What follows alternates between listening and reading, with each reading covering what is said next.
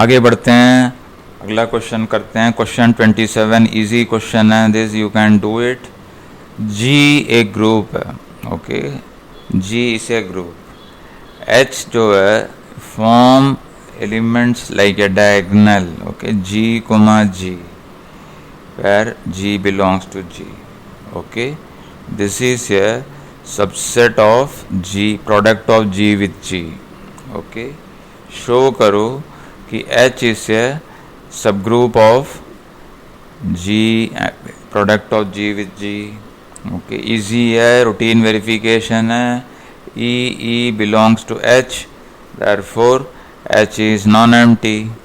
Okay, अब दो element रख लेते हैं, take g g and h comma h belonging to capital h, where g and h are members from the group ji.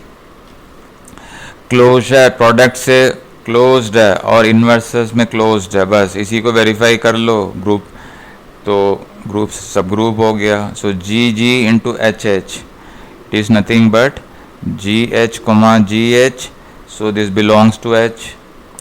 Also GG and G inverse, देखो inverse चाहिए हमें, तो inverse इसका चेक करो कि G inverse is equal to EE, which is also equal to the other way, G inverse into G comma G. Therefore the inverse of the element of G comma G, इसका inverse is given by G inverse which is a member of H. Therefore H is a subgroup of G. अगला question करते हैं, question number 28 कहता है कि find A subgroup of the external direct product of Z4 with Z2, not of the form the product of H with K, where H is a subgroup of Z4 and K is a subgroup of Z2। तो ऐसा कोई सब group बताओ Z4 with Z2 product का जो इस form में नहीं है। तो इसके लिए सोचना पड़ेगा, थोड़ा सा करके देखना पड़ेगा, तभी आएगा। मैं सीधा लिख रहा हूँ आंसर चेक करने के बाद। वी हैव, देखो 1,1, this is a member of Z4 with Z2 product, और H1 रख लेते हैं। Let H1 be the cyclic subgroup generated by the element 1,1, तो ये तो सब ग्रुप होगा। This is a subgroup of Z4 with Z2, okay, cyclic subgroup generated by the element 1,1। Entries क्या क्या हैं इसमें, 1,1, 2,0, 3,1 एंड द 0,0 आइडेंटिटी ये। और Z4 के सब ग्रुप्स कितने हैं, what are the sub groups of Z4। तो Z4 के सब ग्रुप्स कितने हैं, कौन कौन से हैं, वो पहले देखते हैं। But it is easy to verify, okay, I will give the verification to you, okay। subgroups H of Z4 तो क्या क्या हो सकते हैं, are given by either singleton 0 or consisting of 0,2 and Z4 A। उसी तरीके से सबग्रुप्स K ऑफ Z2 के सबग्रुप्स क्या क्या पॉसिबल हैं, इसमें दो ही पॉसिबिलिटीज़ हैं, एक singleton 0 and Z2 itself। check that, we can check, okay, check that, check, I am leaving the checking to you। check that H1 एक इनमें से is not equal to any of this product of h and k. Okay, ऊपर जो लिखा है मैंने ये तीन, अगर एच अगर इन तीन में से कोई है और के इन दो में से है तो इन दोनों का प्रोडक्ट जो भी बनेगा वो उससे H1 बराबर नहीं है। ओके, यू जस्ट चेक, नहीं तो पूछ लेना। Okay, I am just verifying, I am proceeding. Okay, this is for exercise for you, you just try it, easy verification.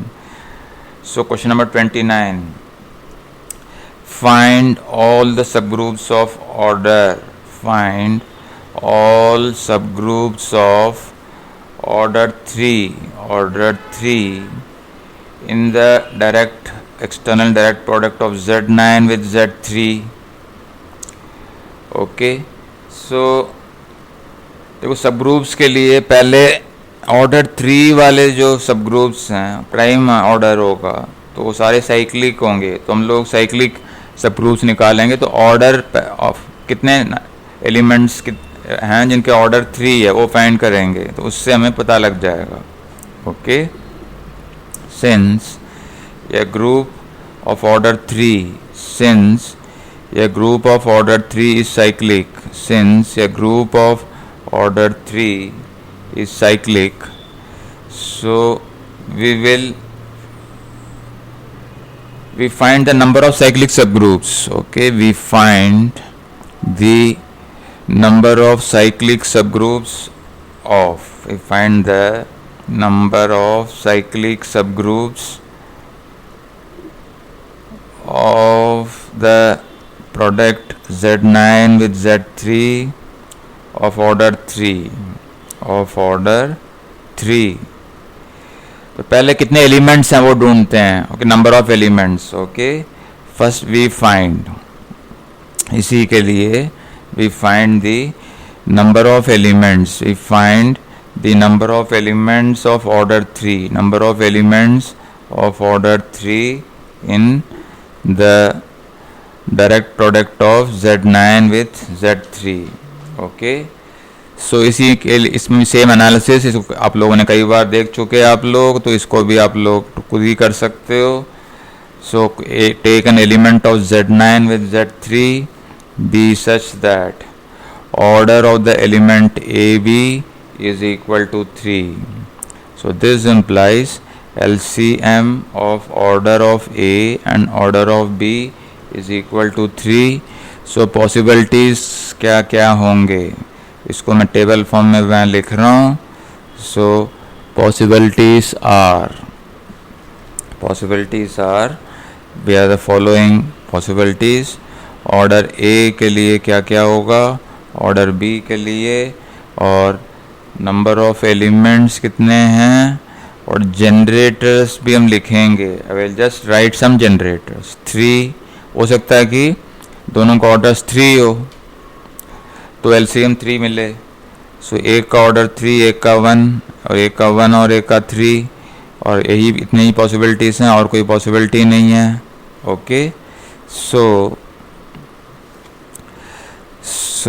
We will add, so A कितना होगा, कितने एलिमेंट्स होंगे, 5 3 into 5 3, सो 2 into 2 4, 2 into 2 4, ये कितना होगा 5 3 इंटू 5 1, तो ये कितना है, ये 2 into 1 it is equal to 2, ये 5 1 into 5 3 which is equal to 1 into 2 ये भी 2, तो total 4 + 4 8। So 8 elements of order 3 हमें मिलेंगे। तो एक जनरेटर मैं लिख रहा हूँ, I am writing 1 generator, some generators not all। okay, so 3 1 और 3 2। okay, इसके एक मैं लिख रहा हूँ 3 0 और वो हो सकते हैं, एक और होगा। Okay, 0 1 and so on. Okay, और 1 2 होंगे। सो लेकिन हमने इस फॉर्मूले को यूज़ किया हुआ है कि नंबर ऑफ डिस्टिंक्ट साइक्लिक सब ग्रुप्स कितने होंगे, the number of distinct cyclic सब ग्रुप्स ऑफ ऑर्डर साइक्लिक सब groups of order 3 is 8 divided by 5 3. Okay, so 8 divided by 2 which is equal to 4. The subgroups are, अगर चाहते हो subgroup देखना तो 4 सबग्रुप्स कौन कौन से हैं वो लिस्टिंग कर सकते हैं। देखो लिस्टिंग करने से आपको आइडिया मिल जाता है कि वो क्या रहा है। ओके, इसमें है 3 1 6 2 एंड 0 0, और यही जनरेटेड बाय 6 2 ऑल्सो। ओके, 6 2 भी यही जनरेट करेगा, और 3 2, सो 3 2 कौन सा साइक्लिक सबग्रुप जनरेट करेगा, एक तो 3 2 होगा इसमें, और 6 1, ओके, और 0 0, और जनरेटेड बाय 6 1 ऑल्सो, ये जनरेटेड बाय 6 1। इसी तरीके से बाकी दो को भी आप लिख सकते हो। Okay, so the cyclic subgroup generated by 3 0, इसमें क्या एलिमेंट्स होंगे, एक 3 0 6 0 और 0 0 और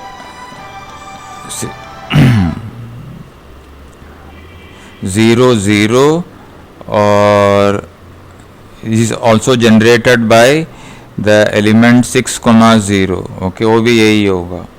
फिर the cyclic subgroup generated by 0 1, इसमें क्या एलिमेंट्स हैं, एक 0 1, एक 0 2 और 0 0, और यही जनरेटेड बाय 0 2 ऑल्सो। इसमें क्लियर पिक्चर आपको मिल जानी चाहिए कि ओ क्या आ रहा है।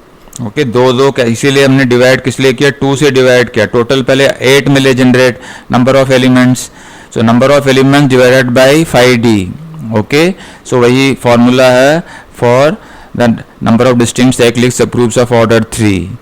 We will continue the problem solving the next.